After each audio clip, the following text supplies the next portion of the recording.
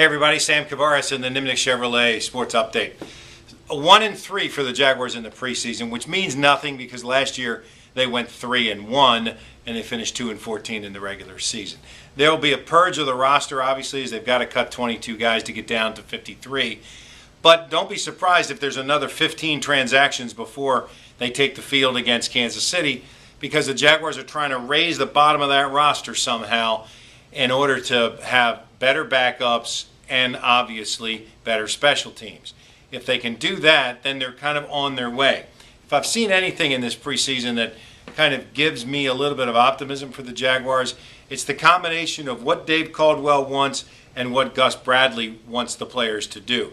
And you really need that to mesh together in order to be successful, I think, in the NFL these days, because the general manager and the head coach have to have the same idea of the kind of players that they want to get, and so then consequently those players can do the things that the coach envisions them doing in either his offensive or his defensive scheme.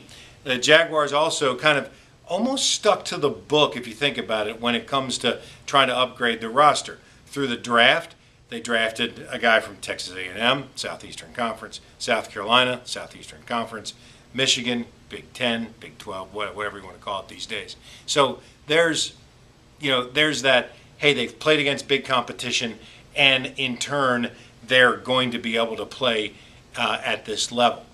There's always room for that Mount Union guy who's going to really emerge, but you can't have a roster full of those. There are 22, my friend Marco Coleman says this all the time, there are 22 All-Americans. If you have one of the top 22 picks in the draft, take one of those guys. Pretty simple.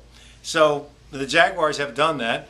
They've got a little bit of veteran help through free agency. Obviously, the Babin acquisition last year, Marcus Trufant is going to be solid.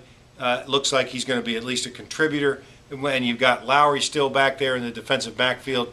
Dwayne Gratz looks like a player. Cyprien has improved greatly since he came back from his injury. All this is going to take time, though.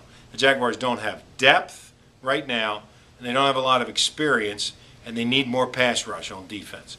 Offensively, it's really a shame that Justin Blackmon was so selfish that he's going to miss the first 4 games, and we're not going to have the opportunity to see how good that he and Cecil Schultz could be as a 1-2 or a 2-1 combination. That'll come in the long run, and you hope that, well, for his sake, but for the fans' sake as well, that he's learned his lesson, because he could be an integral part of what's going on. And for all the hot air that I've been blowing about what's going on with the team, it comes down to the quarterback. If Gabbert's any good, the Jaguars have a chance. If Gabbert stinks, they'll stink. We'll know a lot more next week against Kansas City. I'm Sam Kavaris, and that's the Nimnicht Chevrolet Sports Update.